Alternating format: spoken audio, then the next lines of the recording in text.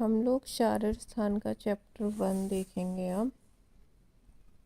इसमें चैप्टर में ज़्यादा कुछ है नहीं कि ज़्यादा मार्क्स में क्वेश्चन आएगा, एक एक दो दो नंबर में आएगा इससे क्वेश्चन। सबसे पहले यहाँ पे बताया हुआ है पुरुष के बारे में। तो पुरुष 3 तरीके का होता है, षड धातुज, चेतना धातुज, चतुर्विंशति तत्वक। ठीक है, ये 3 तरीके का होता है। तो षड धातुज जो होता है वो किससे बना होता है? 5 महाभूत प्लस आत्मा से। चेतना धातुज सिर्फ आत्मा होती है, उसमें सिर्फ चेतना होती है। चतुर्विंशत तत्वात्मक जो पुरुष होता है वो 10 इंद्री में 5 कर्मेंद्री, 5 ज्ञानेंद्री और प्लस ठीक है चलो ये 24 होता है। चतुर्विंशति का मतलब 24। ठीक है, तो इसमें से 10 तो हो गई इंद्रियां, 5 कर्मेंद्री, 5 ज्ञानेंद्री, फिर 5 महाभूत होते हैं। महाभूत के साथ प्लस अव्यक्त, महान और अहंकार, ये सब मिलके बनाता है। और 5 और चीज़ें इसमें आती हैं अर्थ। तो 10 इंद्रियां, 5 महाभूत, अव्यक्त, महान, अहंकार और 5 अर्थ, ये टोटल सारी चीज़ें मिलके बनाती हैं विंशी तत्वात्मक पुरुष को। ठीक है, तो ये जो महान है मैंने लिखा है यहाँ पे, महान का मतलब बुद्धि होता है और अव्यक्त का मतलब प्रकृति। तो 5 महाभूत, प्रकृति, बुद्धि, अहंकार, 5 कर्मेंद्रियां, 5 ज्ञानेंद्रियां और 5 अर्थ, टोटल ये 24 चीज़ें मिलके बनाती है चतुर्विंशी तत्वात्मक पुरुष। इसमें से 10 इंद्रियां प्लस 5 उनके अर्थ, ये तीनों को एक साथ विकार कहते हैं। यानी कि 5 कर्मेंद्रियां, 5 ज्ञानेंद्रियां प्लस 5 अर्थ, इन सबको एक साथ विकार कहते हैं। महाभूत, बुद्धि, प्रकृति और अहंकार, इन सबको साथ में भूत प्रकृति कहते हैं। यहाँ तक बस इतना ही था। उसके अलावा मन के लक्षण बताए हुए हैं। तो ये है कि आत्मा, इंद्री प्लस अर्थ, इन सब का जब मन के साथ संयोग होता है तभी ज्ञान की प्राप्ति होती है। अगर इन सब का संयोग नहीं होगा मन के साथ तो ज्ञान की प्राप्ति नहीं होगी, और यही ज्ञान का होना न होना ही मन का लक्षण होता है। मन के गुण होते हैं, हमें पता ही है, अणुत्व और एकत्व। ठीक है, अणुत्व मतलब बहुत छोटा है, एकत्व मतलब एक है, एक बारी में एक ही चीज़ सोच सकता है, और अणुत्व का मतलब होता है कि बहुत जल्दी एक चीज़ से दूसरी जगह स्विच कर जाता है। फिर मन के विषय क्या आएंगे, हमने उधर पहले भी पढ़ा है सूत्र स्थान में। चिंत, विचार, उरु, ध्येय, संकल्प, सुख, दुख आदि, ये सारे मन के विषय होते हैं। फिर मन के कर्म क्या क्या है? तो मन के कर्म वही है कि इंद्रियों को उनके वश में रखना, उनको सारे उनके कर्म कराना, ये सारा इसका मन के कर्म है। इसके बाद अब आती है ज्ञान उत्पत्ति क्रम की बारे में। देखो, ज्ञान उत्पत्ति क्रम में क्या है कि मन इंद्रियों के साथ मिलके विषय ग्रहण कराते हैं। ठीक है, पहले मन और इंद्रियां विषय को ग्रहण करेंगी, मन और इंद्रियां इनका संयोग होगा, फिर क्या होगा कि विषय ग्रहण किया जाएगा। बेसिकली ज्ञान उत्पत्ति क्रम का मतलब है कि ज्ञान की उत्पत्ति होती कैसे है। तो सबसे पहले क्या होगा, मन और इंद्रियां साथ में संयोग करके विषय को ग्रहण करेंगी। फिर मन संकल्प करेगा। मन के संकल्प करने का मतलब ये है कि मन उस वस्तु का आंकलन करेगा कि ये वस्तु गुणयुक्त है या दोषयुक्त है। उसके बाद डिसाइड किया जाता है कि बुद्धि उसको ग्रहण करे या ना करे। ये चीज़ जो है ज्ञान उत्पत्ति का क्रम होता है। फिर 5 कर्मेंद्रियां क्या होती है, 2 हाथ, 2 पैर, गुदा, मूतेंद्री और वागेंद्री। ठीक है, इसके अलावा हाथों के क्या काम है, ग्रहण और धारण शक्ति। उसके अलावा पैरों का काम है कि चलना, घूमना फिरना। गुदा और मूतेंद्री का है कि मलमूत्र का त्याग करना। वागेंद्री का मतलब जिह्वा होता है। ठीक है, तो जिह्वा का स्पीकिंग वगैरह से रिलेटेड काम है। अब क्या है कि जो आकाश है वो सभी जगह है, नित्य है, सर्वव्यापक है। ये सब अब महाभूतों के हम गुण देखेंगे। आकाश नित्य होता है, सर्वव्यापक है। वायु शब्द और स्पर्श गुण होता है वायु का। अग्नि का शब्द स्पर्श रूप होता है। जल का शब्द स्पर्श रूप रस, ये 4 चीज़ें होती है। पृथ्वी में ये सब होती हैं, प्लस एक एक्स्ट्रा चीज़ ऐड होती है, गंध।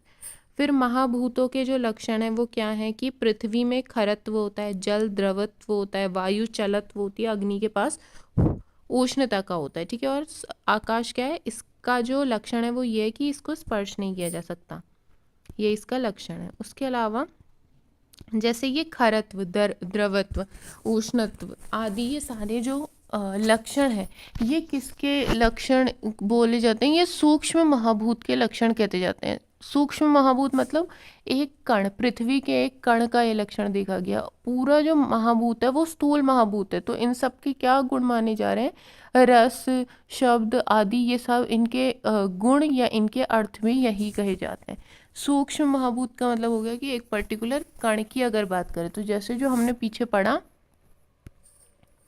पहले हमने पढ़ा कि ये जैसे आकाश है, नित्य है, वायु का स्पर्श, ये सारी चीज़ें हमने इनके स्थूल के पढ़े। ये जो हमने महाभूत के लक्षण या गुण जो यहाँ पे देखे ना, ये जो एक पर्टिकुलर पार्टिकल उठाया जाए तो उसके हिसाब से हमने देखा है। अब देखो आगे क्या बताया कि जिस इंद्रियों के जिस विषय का ज्ञान होता है, जिस भी इंद्रिय से जिस विषय का ज्ञान होता है, उस विषय मतलब उस इंद्रिय उस ज्ञान को उसी इंद्रिय का नाम दे दिया जाता है। जैसे चक्षु ग्रहण करने के लिए जो करने वाले जो विषय होते हैं वहाँ पे चक्षु इंद्री, स्मेलिंग वगैरह के लिए तो घ्राण इंद्री, रस वगैरह के लिए तो रसेंद्र बुद्धि। इस तरीके से सारी चीज़ें यहाँ पे टर्म, मतलब सारे हमें वो लगा देने हैं, जो भी इंद्रियां हैं 5 इंद्रियां प्लस उनके साथ बुद्धि ऐड कर देनी है, तो वही है। अब बुद्धि 6 तरीके की होती है, वही श्रोतो बुद्धि, स्पर्शन, रसन बुद्धि, श्रोतो बुद्धि, घ्राण बुद्धि, मनोबुद्धि, ये सारी बातें, ठीक है। उसके अलावा यहाँ पे थोड़ी सी उपमा टाइप में दी है, ये बुद्धि से रिलेटेड, ये थोड़ा सा ध्यान देना है कि जैसे उंगली, अंगूठा और करतल मतलब पाम,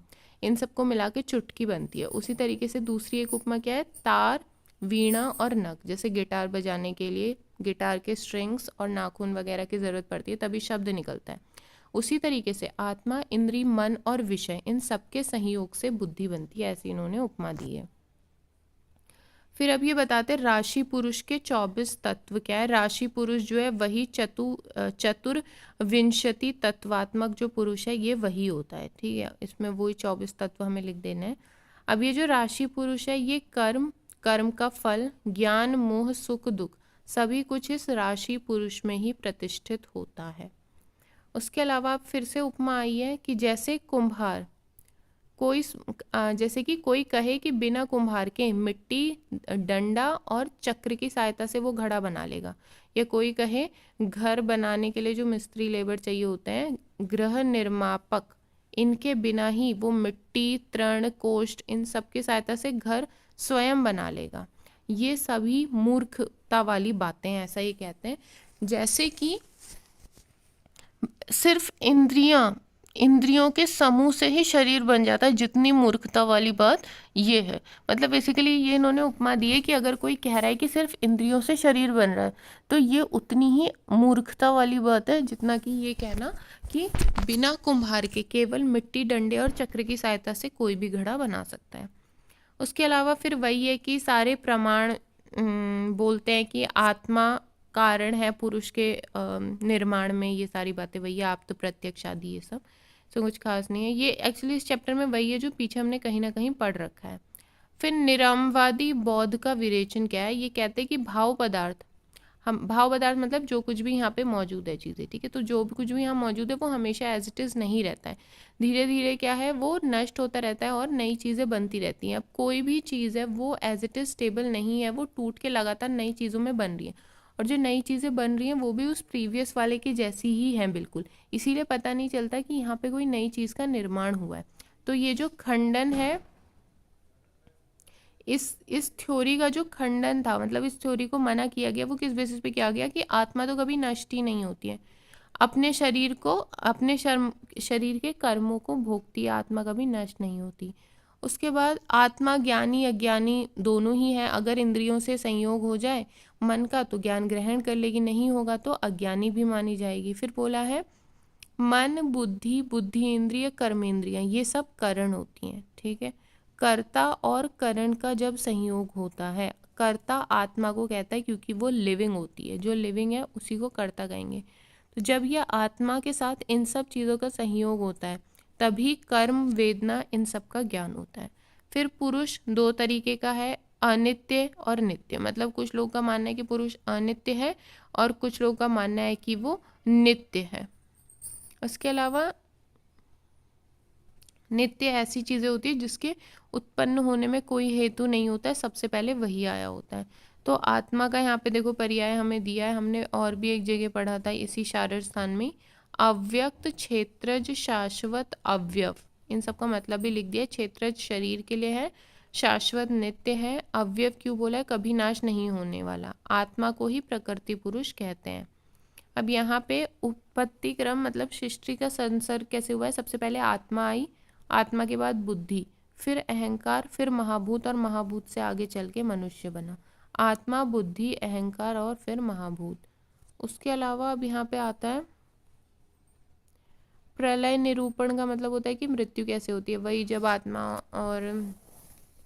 आत्मा महाभूत, आत्मा इंद्री वगैरह इन सब से वियोग हो जाए, आत्मा का महाभूतों से छूट जाए, ये सारी चीज़ें हम खुद ही लिख सकते हैं, तो मृत्यु हो जाती है, ऐसा कुछ। ठीक है। उसके अलावा अव्यक्त पुरुष के लक्षण। अव्यक्त मतलब कि जो लिविंग है, जिसमें आत्मा है, तो प्राणवायु अपान वायु का चलना रहेगा। निमेश उन्मेष मतलब आईलेट्स का, आंखों का खोलना बंद करना। जीवन रहेगा, मन की गतियाँ रहेंगी, इंद्रियों का संचार रहेगा, सुख दुख प्रयत्न धृति बुद्धि, ये सारी चीज़ें रहेंगी, आत्मा के लक्षण है। यही आत्मा के लक्षण, यही अव्यक्त पुरुष के लक्षण कहलाते हैं। फिर आता है एक टर्म पंचत्व की परिभाषा। तो पंचत्व की परिभाषा का क्या मतलब होता है कि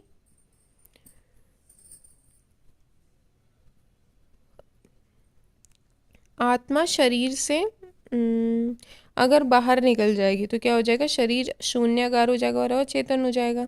तो जब आत्मा बाहर निकलती है, सिर्फ महाभूत ही जब रह जाए, जब आत्मा शरीर से बाहर निकले और शरीर में केवल महाभूत रह जाए, तो ये जो सिचुएशन है वो पंचत्व कहलाती है। मन अचेतन होता है और क्रियाशील होता है, और आत्मा चेतन होती है, कॉन्शियस होती है, और इसीलिए इसे कर्ता भी कहते हैं। आत्मा स्वतंत्र है कार्य करने के लिए, अपनी मर्जी से किसी बॉडी में नहीं जा सकती, सिर्फ कार्य करने के लिए स्वतंत्र है। अच्छा हो चाहे बुरा हो, कैसा भी कार्य, उस कार्य को करने के लिए आत्मा स्वतंत्र है, और उसका फल ही अगले जन्म में मिलता है कि अनिष्ट योनियों में जन्म होता है।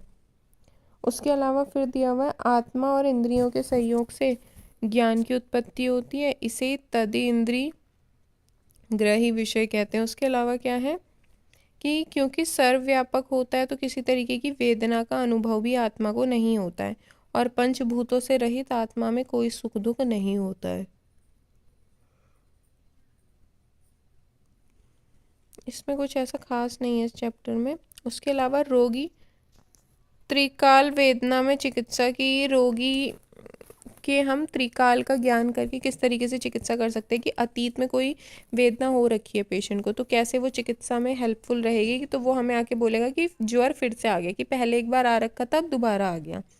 शिरशूल पुनः आ गया, कि पहले हो रखी थी चीज़ें वो दोबारा से हो गई, तो हमें अब इस बार चेक करने की ज़रूरत नहीं है, क्योंकि लक्षण एक बार हमने पहले चिकित्सा कर रखी है, तो वही वाली सेम औषधि यहाँ पे चलवा सकते हैं।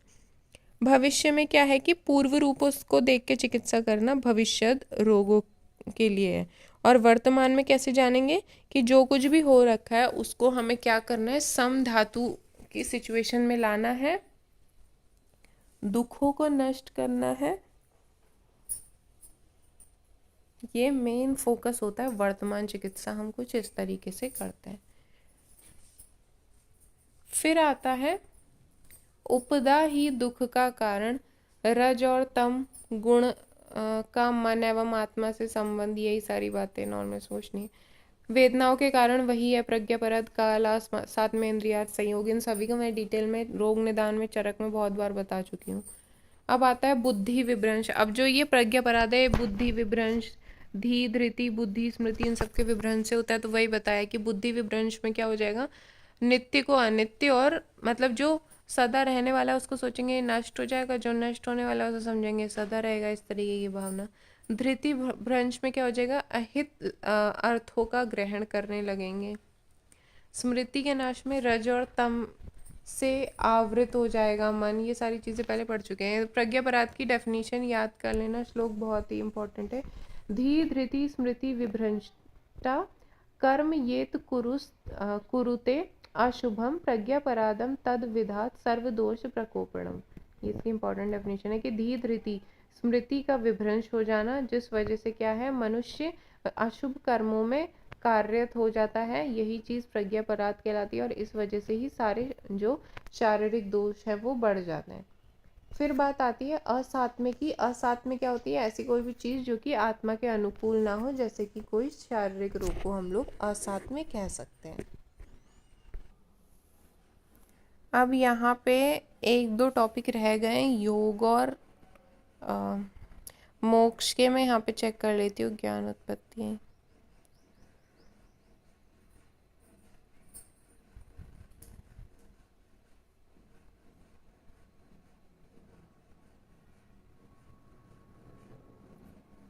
यहाँ पे ऐसा सच कुछ है नहीं है, अब यही है कि मोक्ष, सर्ववेदना निवृत्त, ये अष्ट योग की सिद्धियाँ, ये ऐसा सच अब इस चैप्टर में कुछ इंपॉर्टेंट नहीं है। एक्चुअली ये चैप्टर बहुत ज़्यादा कुछ ऐसा खास इंपॉर्टेंट नहीं है। इस चैप्टर से तो ऐसा कोई बड़ा क्वेश्चन नहीं बनता है, फिर भी आप एक बार अपने पेपर में देख लीजिएगा कि अगर कोई इससे आया होगा तो फिर मैं बता दूंगी, अदरवाइज़ इससे तो बनता नहीं है शारीर स्थान का क्वेश्चन। 2-3 ही जगह से शारीर स्थान में क्वेश्चन बनता है, वो मैंने आपको बता दिया। तो ये हमारा पूरा शारीर स्थान ख़त्म होता है। इसके बाद अब हम लोग आगे के जो स्थान बचे हुए हैं वो करेंगे।